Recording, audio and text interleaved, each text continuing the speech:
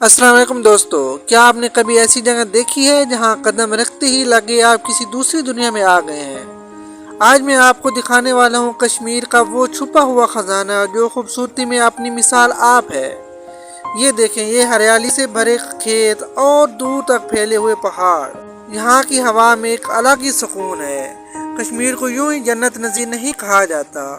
यहाँ का हर मंजर एक नई कहानी सुनाता है। इन घरों की सादगी और ये कुदरती रंग देखकर इंसान सब दुख दर्द भूल जाता है। अगर आपको ये जगह पसंद आई है तो कमेंट में कश्मीर ज़रूर लिखना और मज़ीद ऐसी वीडियो के लिए मेरे चैनल को सब्सक्राइब करना मत भूलें। अगली वीडियो तक के लिए अल्लाह हाफिज़। अपना बहुत सारा ख्याल रखिए, अपनी दुआओं में याद रखिए। अल्लाह हाफिज़, टेक केयर।